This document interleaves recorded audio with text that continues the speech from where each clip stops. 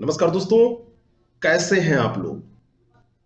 भविष्य के सभी समीक्षा अधिकारी और सहायक समीक्षा अधिकारियों का मैं बहुत बहुत स्वागत करता हूं। आप लोगों ने प्रारंभिक परीक्षा का पड़ाव उत्तीर्ण कर लिया है, इसके लिए आप बधाई के पात्र हैं। और जैसा पेपर आजकल पूछा जा रहा है उसमें कई बार रिजल्ट का प्रेडिक्शन भी उतना आसान नहीं रह जाता है। तो ऐसे एग्जाम को पास करने के बाद में आप लोग वास्तव में बधाई के पात्र हैं। मेंस एग्जाम जो आपका होना है, मुख्य परीक्षा की मैं बात कर रहा हूं, आरओ आरओ की। तो मेंस एग्जाम 400 नंबर का है। और 400 नंबर जब आप सिलेबस देखते हैं तो लगता है कि बड़ा आसान है और ये 400 नंबर तो मैं चुटकियों में ले आऊंगा। लेकिन जब रिजल्ट आता है तो जिन लोगों ने एग्जाम्स दिए हैं उन लोगों का अनुभव होगा कि पता नहीं चलता है कि हमारा क्यों नहीं हुआ। बाकी क्या कारण होते हैं ना आप उसमें कुछ कर सकते हैं, लेकिन ना ही हम कुछ कर सकते हैं। लेकिन हम एक कोशिश जरूर कर सकते हैं। हम लोग तैयारी जो है इस लिहाज से कर सकते हैं, इस हिसाब से कर सकते हैं कि उसमें कोई कमी ना रह जाए। एग्जाम को समझ के तैयारी करना दूसरी बात होती है और बस तैयारी करके किसी तरीके से एग्जाम दे देना दूसरी बात होती है। 400 नंबर का अगर आप डिवीजन करें तो इसमें एक ऑब्जेक्टिव पेपर आपका जीएस का होता है, जैसे प्रीलिम्स में आपने दिया था 120 क्वेश्चन का 120 नंबर का होता है। एक पेपर आपका हिंदी का होता है जो कि वस्तुनिष्ठ हिंदी होती है, 30 क्वेश्चन का 60 मार्क्स का ये पेपर आपका होता है। और एक हिंदी का पेपर आपका डिस्क्रिप्टिव होता है जिसमें आपको लिखना होता है, परंपरागत पेपर होता है और ये पेपर होता है आपका 100 नंबर का। और एक पेपर आपका होता है निबंध का जो कि हिंदी निबंध है, इसमें हिंदी में ही निबंध लिखना होता है, ये 100 नंबर का। ये टोटल आपके 400 नंबर होते हैं, 400 मार्क्स होते हैं। इसी में आपकी मेरिट बन जाती है और मुख्य परीक्षा पास करने के बाद में आपको आपकी वरीयता क्रम में जैसे भी आपने पोस्ट भरा है उस हिसाब से जब आपका मेंस का फॉर्म भराया जाएगा तो उसमें पोस्ट का वरीयता भराया जाएगा कहाँ आप चाहते हैं, और दूसरा आपकी मेरिट जो रहेगी उसके हिसाब से आपको अलॉटमेंट कर दिया जाता है। जाहिर सी बात है, जिन लोगों की मेरिट अच्छी रहती है उनको जो वरीयता वो प्रथम भरेंगे वो पोस्ट मिल जाती है, जैसे हर जगह होता है वैसा ही। यहाँ पर जो 120 ये मार्क्स हैं और हिंदी के, यहाँ पर आपका टारगेट क्या होना चाहिए। यहाँ पर आजकल का जो पेपर आ रहा है उसमें अगर 75 क्वेश्चन भी आप यहाँ कर देते हैं 120 में नेगेटिव मार्किंग के बाद में, क्योंकि नेगेटिव मार्किंग यहाँ पर होगी।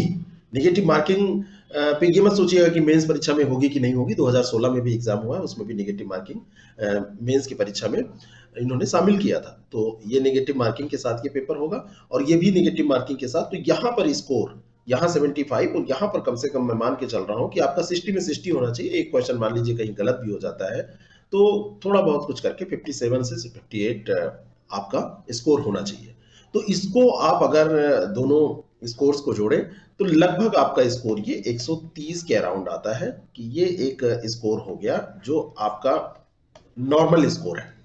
अब आप इसमें अगर बढ़ाना चाहते हैं तो आपको यहाँ पे प्रैक्टिस करनी पड़ेगी। हिंदी में तो आप 60 में 60 कर सकते हैं, जीएस में बढ़ाने के लिए आपको प्रैक्टिस करनी पड़ेगी। और ये आएगा कैसे, ये आएगा आपको जब ज्यादा से ज्यादा मल्टीपल चॉइस क्वेश्चंस, ज्यादा से ज्यादा क्वेश्चन, वो भी जो ये कमीशन के स्तर के हैं, जो आरओ में पूछे जाने योग्य हैं, उनकी प्रैक्टिस करेंगे तब। तो ये आपको करना होगा अगर आपको इसमें मार्क्स बढ़ाने हैं। तो इसके लिए आपको प्रैक्टिस चाहिए, यानी कि आपको टेस्ट चाहिए। टेस्ट सीरीज आप कर लीजिए कहीं से, तो ये आपका तैयार हो जाएगा। अब बचते हैं ये दो पेपर, ये 120 नंबर है, सॉरी 100 नहीं, ये 120 नंबर होगा, एक्सट्रीमली सॉरी, ये 100 गलती से लिखा है, 120 नंबर का ऐसे होता है। अब यहाँ पर जो 100 और 120 ये वाला पोर्शन है, यानी कि आपने 180 नंबर का तो ऑब्जेक्टिव तैयार कर लिया। 180 नंबर कैसे, 120 जीएस का और 60 ये इसका। उसके बाद का जो ये 100 और 120 नंबर है, यानी कि एक जीएस का और हिंदी का आपका हो गया। अब हिंदी डिस्क्रिप्टिव आ रहा है। हिंदी डिस्क्रिप्टिव यानी कि जो परंपरागत सब्जेक्टिव सब्जेक्टिव पेपर इसको बोलते हैं, परंपरागत पेपर बोलते हैं। 2.5 घंटे का आपका एक पेपर ये होता है। और ये जो 2.5 घंटे का पेपर है इसमें भी निश्चित क्वेश्चन है और ये बड़ा सरल लगता है आपको। 5 इसमें टॉपिक या 5 आप कह सकते हैं कि इसमें क्वेश्चन पूछे जाते हैं, निश्चित प्रारूप है। एक पहला क्वेश्चन होता है गद्यांश का शीर्षक, सारांश, 3 रेखांकित अंशों की व्याख्या। और इसके लिए 21 अंक निर्धारित किए गए हैं। दूसरा होता है टेबुलर फॉर्म, 15 अंक निर्धारित किए गए हैं। तीसरा होता है पत्राचार, इसके लिए 24 अंक निर्धारित हैं। और परिभाषिक शब्दावली, इसमें मुहावरों लोकोक्तियों को भी ये शामिल करते हैं। तो अंग्रेजी से हिंदी, हिंदी से अंग्रेजी, ये 5-5 शब्द जो कि 10-10 अंक के होते हैं। और 10 अंक का आपको ये मुहावरों लोकोक्तियों का प्रयोग और अर्थ लिखने का निर्धारित किया गया है, ये दिया जाता है। और 10 अंक का ये कंप्यूटर ज्ञान यानी कि कंप्यूटर नॉलेज आपसे पूछा जाता है। देखने में सिलेबस बहुत ही सिंपल है, बहुत ही सरल है। अब समस्या क्या आती है, क्यों इसमें मार्क्स नहीं आते हैं? आपने जीएस और हिंदी में जो भी मार्क्स अर्जित किए वो तो ठीक है, यहां पर आपको क्या करना होगा, कैसे आपके फुल मार्क्स आ जाए। अपठित गद्यांश के साथ लोग लापरवाही करते हैं। अपठित गद्यांश का जो ये पहला क्वेश्चन है, एक गद्यांश दिया जाता है अपठित इसलिए क्योंकि इसको आप कभी पहले पढ़े नहीं होते हैं। ये ऐसा होता है, कोई सिलेबस नहीं है इसका, कोई पाठ्यक्रम इसका नहीं दिया गया है कि इतने गद्यांश हैं उनमें से पूछा जाएगा। ये जो अपठित गद्यांश होता है, इसको आपको वहीं पढ़ के वहीं पर इसका शीर्षक निर्धारण, वहीं पर इसका सारांश लेखन, वहीं पर इसके रेखांकित अंशों की व्याख्या करनी होती है। शीर्षक कैसे निकालें, कैसे सटीक शीर्षक हो, शीर्षक कितना बड़ा होना चाहिए, शीर्षक क्या एक लाइन में एक पंक्ति में लिख सकते हैं या कुछ शब्दों में होना चाहिए, ये सब अगर आप सटीक करते हैं तो शीर्षक के लिए 3 अंक निर्धारित हैं, तीनों अंक मिल जाते हैं। सारांश किन पैरामीटर्स में लिखा जाए, सारांश कितने शब्दों में किया जाता है, सारांश लेखन क्या आपने अपने शब्दों में किया है कि नहीं, अगर ये आपको पता है तो आप सारांश में भी 6 में से कम 4 से 5 अंक अर्जित कर सकते हैं। अगर बिल्कुल सटीक है तो आप पूरे अंक प्राप्त कर सकते हैं। रेखांकित अंशों की व्याख्या में भी 75% मार्क्स आपको मिल जाते हैं, बस व्याख्या सही से की गई हो। व्याख्या जैसे लोग क्या करते हैं, लाइन जो दी हुई है व्याख्या की, जैसे ये पूरा पैराग्राफ दिया हुआ है और इसमें अंडरलाइन करके आपको दिया जाता है कि इस अंश की व्याख्या करनी है, तो लोगों को बहुत जो प्रैक्टिस नहीं किए रहते हैं तो समझ में नहीं आता है कि कैसे करना है। तो वो क्या करते हैं, लाइन उठाते हैं, उसके कुछ शब्द बदलते हैं और शब्द बदलने के बाद में उसको लिख देते हैं और कहते हैं कि ये व्याख्या हो गई। कुछ शब्दों को पर्यायवाची शब्द का इस्तेमाल करके तोड़ मरोड़ के और कुछ शब्दों का संधि विच्छेद करके ये सब करते हैं और बहुत सरल सा लिखे चले आते हैं। अगर आप इसको एक पैरामीटर्स में नहीं लिखेंगे तो ये आपको मार्क्स जो 75% है ये भी नहीं मिलेंगे। 21 नंबर में यहां पर 3 और 6 और 12 ये 21 नंबर हुए, यहां पर कम से कम आप 15 नंबर से 17 नंबर तक पा सकते हैं और कई लोग तो इसमें और ज्यादा अंक पा सकते हैं, लेकिन इतना एक आदर्श अंक है जो आपको मिलना चाहिए और मिल सकता है आसानी से। लेकिन इतने अंक भी बिना प्रैक्टिस के नहीं मिलेंगे, अभ्यास करने के बाद ही मिलेंगे। अगर आपने अभ्यास सही से नहीं किया है तो इतने अंक पाने में भी आपको लाले पड़ जाएंगे, बहुत समस्या हो जाएगी। ठीक है, कैसे आएगा, प्रैक्टिस करने से। प्रैक्टिस रोज डे बाय डे आप करिए, ढूंढिए उसको। लेकिन पैराग्राफ भी बहुत सारे एग्जाम्स में पूछे जाते हैं, तो किसी भी एग्जाम्स के पैराग्राफ नहीं, स्तरीय पैराग्राफ और उनकी समझ विकसित करने का अभ्यास आप कर लीजिए कि कैसे आप 2 बार 3 बार पैराग्राफ को पढ़ेंगे तो कैसे उत्तर आप निकाल पाएंगे, इसको कर लीजिए तो ये काम आपके लिए आसान हो जाएगा और आपको इतने मार्क्स यहाँ पर आसानी से मिल जाएंगे। कहने का मतलब 70% मार्क, 21 है ना, तो 21 में 7 दूनी 14, ये मान के चलिए कि 16 मार्क्स, 70-75% मार्क्स आपको मेंटेन करके चलने हैं कि इस पेपर में भी आपको लेके आना ही है, ये मिल जाएंगे। टेबुलर फॉर्म की जो बात है, ये 15 अंक का ये बड़ा सरल क्वेश्चन लगा करता है, लोगों को बहुत सरल लगता है। और सरल लगने का कारण ये है कि इसमें कुछ नहीं होता है, एक लेटर आपको दिया जाता है और उस लेटर को आप क्या करते हैं, मैं आपको दिखा रहा हूं, उस लेटर को आप लिख देते हैं टेबुलर फॉर्म में और आपको मार्क्स मिल जाता है। आप टेबुलर फॉर्म में लिखे और आपने मार्क्स प्राप्त किया, बस इतना केवल इसमें होता है। लेकिन कई बार ऐसा होता है कि इसमें पूरे अंक नहीं मिलते हैं, और जब इसमें पूरे अंक नहीं मिलते हैं तो कितने अंक मिलते हैं ये मैं आपको बताना चाह रहा हूं। इसमें 0 मार्क्स भी आपको मिल जाते हैं। कितने अंक मिल जाते हैं, 0 मार्क्स मिल जाते हैं। और जब 0 मार्क्स मिलते हैं तब समस्या हो जाती है। समस्या किस बात की, जैसे ये लेटर आपको दिया है, समस्या इस बात की कि आपको जो आपने जोड़ रखा है उतने मार्क्स नहीं मिले। जैसे ये सरकारी पत्र है, ये हमारे प्रैक्टिस सेट का है जो हम डेली प्रैक्टिस करवा रहे हैं अपने ग्रुप्स में, जो हमारे कोर्स से जुड़े हुए लोग हैं। ये लेटर आपको दिया गया और इसका कहा गया, यही प्रश्न होता है कि निम्नलिखित सरकारी पत्र का सारणी रूप प्रस्तुत कीजिए। यही लिखा है, टेबुलर फॉर्म में लिखिए। 15 अंक का ये पेपर होता है, ये हम प्रैक्टिस करवा रहे हैं उसका है। तो ये दिया हुआ है, अब इसको एक टेबुलर फॉर्म में आपको दिखा देना है। इसकी जब प्रैक्टिस होगी तभी आप कर पाएंगे, और उसका सबसे बड़ा खामियाजा तब भुगतना पड़ता है जब आप प्रैक्टिस करके नहीं जाते हैं। आपको लगा कि छोटी सी गलती होगी, आपने एक कटिंग कर दी कुछ काट पीट के और उसको ऐसा कर दिया, गंदा सा कर दिया, मार्क्स कट जाएंगे आपके। कोई अगर एग्जामिनर जरा सा भी कटिंग नहीं बर्दाश्त करता है तो आपको 0 मार्क्स दे देगा।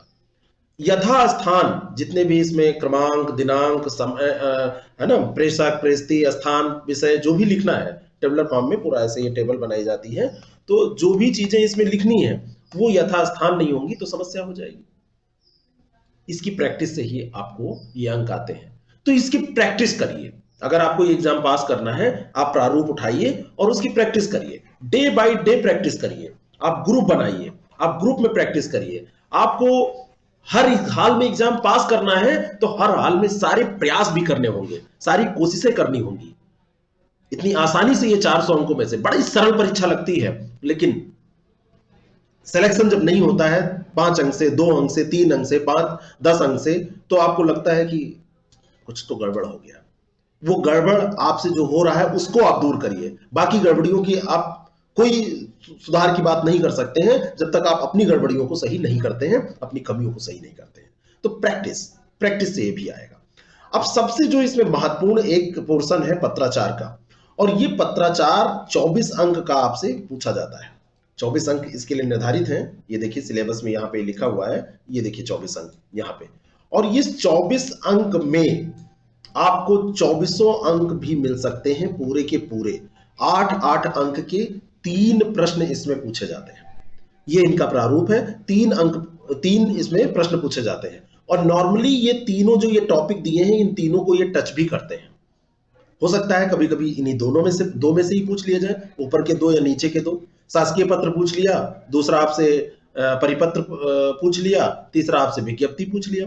हो सकता है आपसे कहा जाए कि आप शासकीय और शासकीय पत्र में अंतर बताइए, और उसका किसी एक का प्रारूप पूछ लिया। यहां क्या समस्या होती है? यहां प्रश्न 3 तरीके से। एक तो आपको किसी भी पत्र की जो आप लिख रहे हैं उसकी परिभाषा से रिलेटेड प्रश्न पूछे जाते हैं। दूसरा जो है यहां पर जो प्रश्न पूछा जाता है वो उसका उदाहरण को लेकर पूछा जाता है। तीसरा जो प्रश्न है वो उसके प्रारूप को लेकर पूछा जाता है। और चौथा एक प्रश्न है कि आपको कंडीशन दे दी जाती है, दशा दे दी जाती है कि ऐसी ऐसी स्थितियां हैं और आपको एक लेटर लिखना है, तो आपको निर्धारित करना होता है कि किस प्रारूप पे ये लिखा जाएगा और उस लेटर को ही लिख के चले आना होता है। कैसे ही आएगा? सरकारी और सरकारी पत्र की विशेषताएं आपको पता होनी चाहिए, कार्यालय आदेश, कार्यालय ज्ञापन की विशेषताएं। सरकारी या सरकारी में अंतर पता होना चाहिए, कार्यालय आदेश, कार्यालय ज्ञापन में अंतर पता होना चाहिए। परिपत्र सरकारी पत्र से क्यों अलग है, अर्ध सरकारी पत्र से ये क्यों अलग है, क्या अर्ध सरकारी पत्र का भी परिपत्र के रूप में इस्तेमाल किया जाता है या परिपत्र केवल शासकीय पत्र का ही होता है? ये सब मुद्दे हैं, ये सब प्रश्न हैं। जो कॉन्सेप्ट क्लियर करेगा वो इन सब चीजों को समझ पाएगा और वो इसका उत्तर दे पाएगा। अनुस्मारक क्या होता है ना? टिप्पण प्रतिवेदन क्या होता है? टिप्पण प्रतिवेदन किन पैरामीटर्स पे किया जाता है? कैसे आप जान पाएंगे? यहां पर इन तीनों प्रश्नों में अगर आप गलती नहीं करते हैं, कटिंग नहीं करते हैं, परिभाषिक शब्दों का इस्तेमाल करते हैं, मानक पे लिखते हैं, प्रारूप पर लिखते हैं, तो आपको पूरे अंक मिल जाते हैं। थोड़ी बहुत गलती होगी तो कुछ अंक कट जाएंगे। बहुत ही इंपॉर्टेंट सेगमेंट है आपके सिलेक्शन के लिए। ये 400 अंक की परीक्षा विदा इंटरव्यू के सिलेक्शन, और आप ये सोचे कि ये बड़े आसानी से हो जाएगा तो आप किसी गलतफहमी में हैं। आपको मेहनत करनी होगी, आपको हर एक, क्योंकि सिलेबस छोटा है तो हर एक बिंदु पे, हर एक सिलेबस के टॉपिक पे पारंगत होना होगा। प्रैक्टिस, प्रैक्टिस एंड प्रैक्टिस, इसकी सफलता का केवल राज है प्रैक्टिस। अगले प्रश्न पे आते हैं। पारिभाषिक शब्दावली, प्रशासनिक और वाणिज्यिक शब्दावली, और इसी में इन्होंने मुहावरे एवं लोकोक्तियों की बात भी की है। मुहावरे एवं लोकोक्तियों के बारे में भी यहीं पर इन्होंने इंक्लूड किया है कि मुहावरे लोकोक्तियां भी इसी में पूछेंगे, क्योंकि मुहावरे लोकोक्तियां भी क्या होते हैं, एक पारिभाषिक शब्दावली के तौर पर ही तो हम इसको इस्तेमाल करते हैं, इस कारण से इन्होंने लिख दिया है। बाकी आप मुहावरे और लोकोक्तियां बचपन से पढ़ते आए हैं, लेकिन हिंदी से अंग्रेजी और अंग्रेजी से हिंदी जो ये सिलेबस है, इस सिलेबस को आपने पहले नहीं पढ़ा होगा, या कोई एग्जाम आपने दिया होगा तो पढ़ा होगा। यहां पर जो शब्द आपसे पूछे जाते हैं, वो जब आप अधिकारी बन जाएंगे तो वहां पर आपको डे बाय डे जो कार्यकलाप आपका होगा, जो क्रियाकलाप होगा, उसमें इसका प्रयोग करेंगे। आपको लेटर पढ़ेंगे, ये जो लेटर आप लिख रहे हैं, इनमें जो शब्द हैं उनकी अंग्रेजी आपसे पूछी जाती है। आम दिनों में जो आप बोलचाल में इस्तेमाल करते हैं ऑफिसेज में, वो पूछा जाता है आपसे। तो इन शब्दों पर भी ध्यान देना होगा कि इसकी स्पेलिंग जो है वो गलत ना हो। सटीक आप लिखें, जैसे बहुत बार मिलते जुलते अर्थ आप लिख देते हैं, आपसे कुछ अर्थ पूछा गया, आपने मिलता जुलता उसका हिंदी अनुवाद कर दिया या अंग्रेजी अनुवाद कर दिया, तो उसके बारे में भी आपको थोड़ा सा ध्यान देना होगा।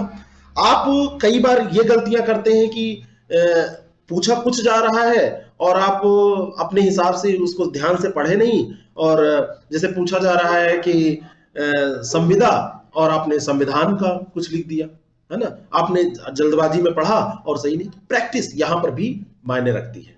इसको रटना भी पड़ेगा, आपको इसको लर्न करना पड़ेगा, याद करना पड़ेगा, और फिर लिख लिख के प्रैक्टिस करनी पड़ेगी, है ना।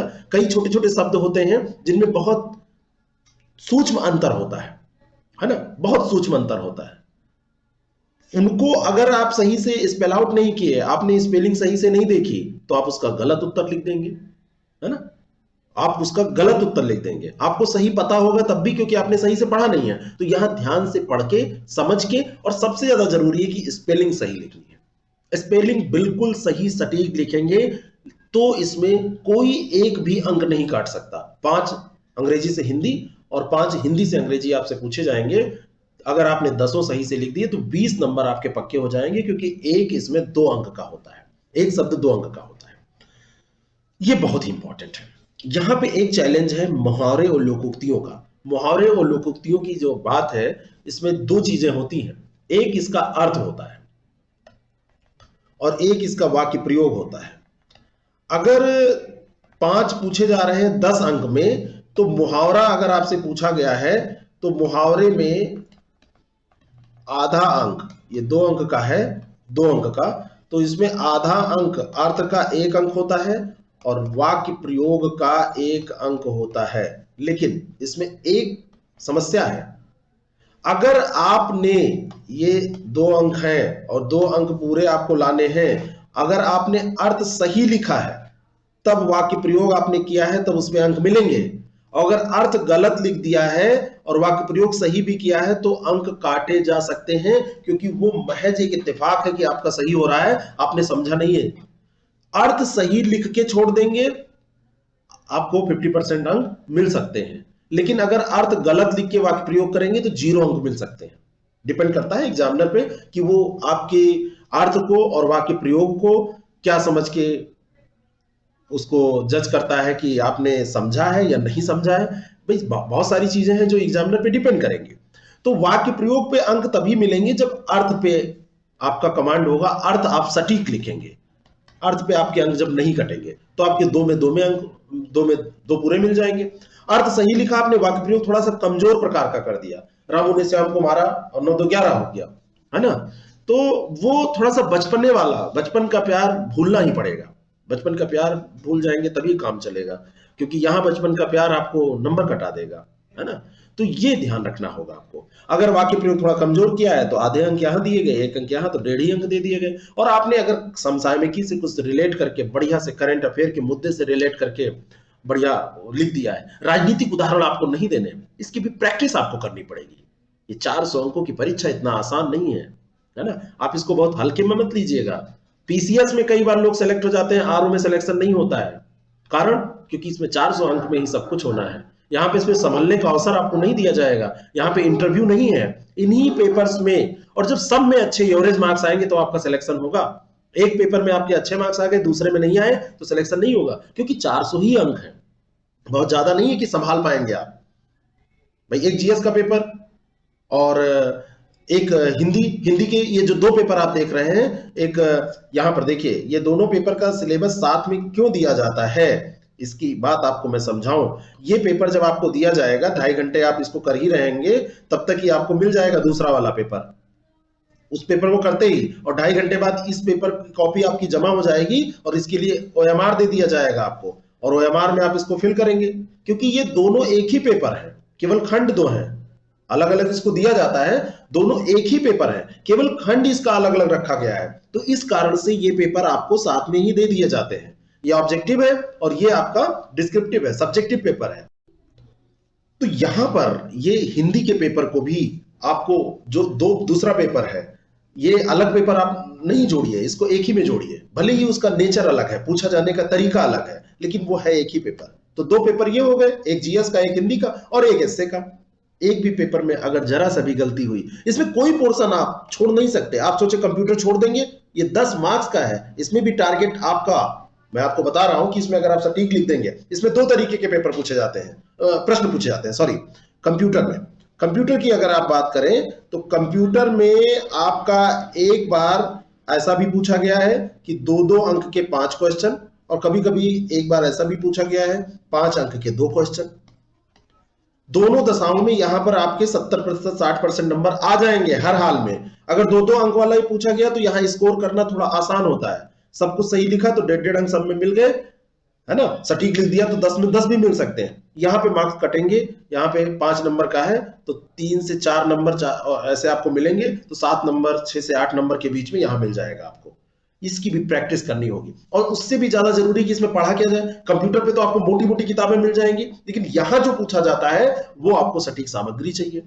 इन सब में सामग्री की, शासकीय पत्र, अर्धशासकीय पत्र, कार्यालय आदेश, ये जो पत्र लेखन है, इसमें सबसे बड़ी समस्या होती है कि प्रारूप क्या होगा और कब क्या प्रश्न पूछा जाएगा तो लिखा क्या जाएगा। प्रारूप पूछेगा तो आपको क्या लिखना है, उदाहरण पूछेगा तो क्या आपको लिखना है, आपको जब परिभाषा पूछेगा तो क्या विशेषताएं लिखनी है कि नहीं लिखनी है, और विशेषताओं में क्या लिखना है, कितना लिखना है, क्योंकि जगह भी निश्चित है कॉपी में, बहुत ज्यादा जगह भी नहीं दी जा रही है। लास्ट ईयर का जब एग्जाम हुआ तो मुहावरों के लिए केवल इतनी जगह दे दी गई, 5 मुहावरे और इतनी जगह दे दी गई, और कहा गया इसी में लिखिए। अब हम लोग सोचते हैं कि बड़े बड़े उदाहरण लिखेंगे, स्तरीय उदाहरण लिखेंगे, वो चीज वहां पे नहीं हो पाई, एक ही पेज दिया गया। लेटर राइटिंग के लिए भी ये पेज कम ही देते हैं, बहुत ज्यादा नहीं देते हैं, पर्याप्त रहता है, तो कटिंग करने की गुंजाइश नहीं होती कि आप काट के दूसरा लिख देंगे। तो इसकी प्रैक्टिस करनी पड़ेगी, कब क्या लिखना है, कहां लिखना है। मार्केट में आप एक किताब उठाएंगे तो आपको शासकीय पत्र का अलग प्रारूप मिल जाएगा, एक किताब उठाएंगे तो उसमें कार्यालय ज्ञाप दूसरी तरीके से लिखा मिलेगा। सही क्या है, किस पे आपको मार्क्स मिलेंगे, ये चीज आपको समझना पड़ेगा, ये चीज आपको देखना पड़ेगा, और उसके बाद आपको तैयारी करनी होगी। यानी कि एक सटीक मटेरियल भी आपके पास होना चाहिए ये सभी टॉपिक का। मार्केट में आप 100-200 की किताब खरीदेंगे, सब आपको मिल जाएगा, लेकिन सही है ये कैसे आप जान पाएंगे, और कितना सही है कितना गलत, और कौन सी किताब का सही है, क्योंकि हर किताब में थोड़ा बहुत अंतर आ रहा है। ठीक है, तो ये सारी चीजें जब आप सही करेंगे तभी आपको इसमें सफलता मिलेगी। ये 5 टॉपिक हैं, इन 5 टॉपिक को आपने प्रारंभिक परीक्षा में भी पढ़ा है, उसमें 6 टॉपिक थे। एक कौन सा टॉपिक था कमेंट करके बताइएगा जो इसमें नहीं है। विलोम, वाक्यवर्तनी शुद्धि, अनेक शब्दों के लिए एक शब्द, तद्भव, तत्सम और विशेष विशेषण, एक टॉपिक कौन सा है उसको आप बताना, जो प्रारंभिक परीक्षा में था इसमें नहीं है। अब हम आते हैं निबंध वाले पोर्शन पे। 3 निबंध पूछे जाते हैं, 3 खंड होते हैं जो आपको लिखने होते हैं, तीनों खंड से एक एक निबंध। निबंध की का जो सिलेबस है वो आपके सामने है। ये पहला खंड साहित्य संस्कृति सामाजिक क्षेत्र राजनीतिक क्षेत्र से, दूसरा विज्ञान प्रौद्योगिकी आर्थिक कृषि एवं व्यापार से, और तीसरा खंड राष्ट्रीय अंतर्राष्ट्रीय घटनाक्रम प्राकृतिक आपदाएं जिसमें भूस्खलन चक्रवात भूकंप बाढ़ सूखा और राष्ट्रीय विकास योजनाएं। ये 3 खंड है, हर एक खंड से एक निबंध आपको करना है, एक खंड से 2 निबंध आप नहीं कर सकते। हिंदी में निबंध लिखना है, हर एक निबंध 40 अंक का है। ठीक है, 120 अंकों का ये पेपर है, और इसमें टारगेट आपका 80 होना चाहिए, 80 से प्लस भी आपको मिल सकता है। ठीक है, कैसे आएगा, शब्द सीमा के अंदर लिखना है। निबंध लिखने में सबसे बड़ी जो भूल होती है कि हम टॉपिक को समझे बिना इधर उधर भटकाव के साथ लिखते हैं। प्रैक्टिस, स्ट्रक्चर बना के बार बार रूम पे जहां आप रह रहे हैं, जहां पे तैयारी कर रहे हैं, वहां पे लिखना, तब आपको ये चीज समझ में आएगी कि किसमें क्या लिखना है। वहां पे आप जब एग्जामिनेशन हॉल में पहुंचे तब वहां प्लानिंग ना करें। बहुत सारे लोग कहते हैं हम तो एग्जामिनेशन हॉल में ही जाके निबंध लिखते हैं, तो एग्जामिनर भी कहता है तो हम भी नंबर तुमको ऐसे ही देते हैं, है ना। कारण क्या है? 400 अंक की परीक्षा बड़ी सरल लगती है तो लोग लापरवाही करते हैं, कहते हैं निबंध तो हम बचपन से लिखते आए हैं, बहुत बड़े धुरंधर रहे हैं, हमने तो बहुत बड़े डिबेट में भी भाग लिया है, पार्टिसिपेट किया है, 26 जनवरी पे भाषण तो हम ही देते थे। उससे काम नहीं बनेगा डियर। काम इसलिए नहीं बनेगा कि आपने प्रैक्टिस नहीं की है, एग्जाम को समय नहीं दिया है, तो एग्जाम आपको रिजल्ट नहीं देगा। बात समझ में आ रही है? एग्जाम आपको रिजल्ट नहीं देगा। परीक्षक को पता चल जाएगा किस बच्चे ने प्रैक्टिस की है, किसने नहीं की है। बहुत समय है अभी, प्रैक्टिस स्टार्ट कर दीजिए, जुट जाइए, कोशिशें चालू कर दीजिए। और अगर आपने ये प्रैक्टिस स्टार्ट कर दिया, कोशिशें चालू कर दी, तो आपका सिलेक्शन कोई नहीं रोक पाएगा, ये मैं लिख दूं। और अगर आपने लापरवाही के साथ एग्जाम दिया तो सिलेक्शन अब ऊपर वाले की कृपा होगी तब तो ठीक है, नहीं तो बस वही मार्जिन वाली समस्या आ जाती है। आपको आता है ठीक है, एग्जाम के हिसाब से आपने तैयार किया है या नहीं किया है, ये प्रॉब्लम है। एग्जामिनेशन के हिसाब से आपने तैयार किया है या नहीं किया है, ये प्रॉब्लम है। डेली प्रैक्टिस करिए इसका। एग्जाम पास करने का, यही एग्जाम नहीं, कोई भी एग्जाम आपको पास करना है, और उसको पास करने का सीधा मैं आपको तरीका बता रहा हूं।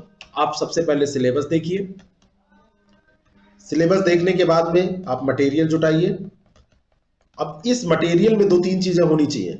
एक तो मटेरियल सटीक होना चाहिए, ना ज्यादा हो ना कम हो।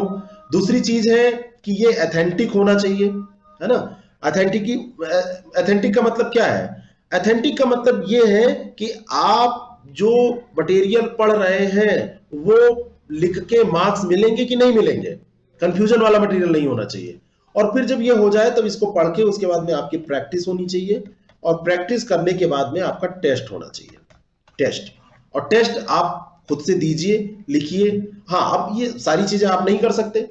अब जैसे हमारे साथ जो लोग जुड़े हुए हैं तो हम उनको यही करते हैं, पहले ये सिलेबस पूरा पढ़ा के वीडियो के माध्यम से पूरा लेक्चर लेके मटेरियल आपको दे देते हैं। मटेरियल आपको मिल जाता है, आप पढ़ते हैं, डेली प्रैक्टिस चल रही है, और फिर आपका ये टेस्ट होता है। और टेस्ट की कॉपीज, है ना, इसका मूल्यांकन हो जाए, टेस्ट की कॉपीज चेक हो जाए, और कॉपीज चेक होने के बाद में आपको पता चल जाए कि आप क्या गलतियां कर रहे हैं, है ना। क्या गलतियां कर रहे हैं ये आपको पता चल जाए तो आप क्या करेंगे, उनको दूर कर लेंगे समय रहते। कई बार लोग गलतियां भी एग्जामिनेशन हॉल में करते हैं, उनको लगता है कि अब इस बार का ऐसे दो या देखा जाएगा, और पूछे कैसा हुआ पेपर, बहुत बढ़िया, बहुत बढ़िया पेपर हुआ। पेपर हमेशा अच्छा होता है, डिपेंड करता है रिजल्ट। रिजल्ट अच्छा बुरा आता है ना, पेपर तो सबका अच्छा होता है, कोई खराब करके थोड़ी आएगा, जितना जिसको आता है वो बेटर करके आता है। तो इस तरीके से आप इसमें तैयारी करिए। इसको आप इस पुराने पेपर को देख लीजिए, उस हिसाब से आप टेस्ट करिए, आप उस हिसाब से प्रैक्टिस करिए, सिलेक्शन नहीं रुकेगा। और टारगेट रखिए 300 का, 400 में 300 अंक का, यानी कि 290 प्लस का। आप कहेंगे कि इतना नहीं आएगा, टारगेट आपको रखना है, 2-4-10 कम आएगा तो आपका सिलेक्शन हो जाएगा। बाकी डिपेंड करता है पेपर का नेचर कैसा है, जीएस कैसा पूछा गया है, हिंदी कैसा पूछा गया है उसमें। तो अगर आप हमसे जुड़ना चाहते हैं तो इस स्ट्रेटजी में, जो हमारी स्ट्रेटजी है, तो आपको 6307281212 ये हमारा नंबर है, ये देखिए डिस्प्ले भी हो रहा है, तो आप उसको इस पे मैसेज करके आरो मेंस भेज सकते हैं। आप हमारे कार्यक्रम से जुड़ सकते हैं, आपको क्लासेस सारी मिल जाएंगी ऐप के माध्यम से, आप उसको देख सकते हैं, आप अपने हिसाब से मैनेज करके देख सकते हैं। आप हमारे टेस्ट जो प्रारंभिक परीक्षा टाइप के होंगे, यानी कि जो जीएस और हिंदी के ऑब्जेक्टिव टेस्ट हैं, उनको अनलिमिटेड टाइम दे सकते हैं, उसकी प्रैक्टिस आपकी अच्छी हो जाएगी। और साथ में इसमें जो टेस्ट आप देंगे इसकी कॉपी चेक हो जाएगी। टेलीग्राम ग्रुप एक भी हम जो हमने बनाया है, उस ग्रुप में डेली प्रैक्टिस चल रही है, उसका भी आप लाभ उठा पाएंगे। इससे भी आपका तैयार हो जाएगा, इससे पे लेक्चर्स भी मिल जाएंगे, इससे पे पीडीएफ भी मिल जाएगा, तो आप जुड़ के इसका लाभ उठा सकते हैं। डिटेल के लिए आप 6307281212 पर व्हाट्सएप करिए आरो मेंस। Thank you so much.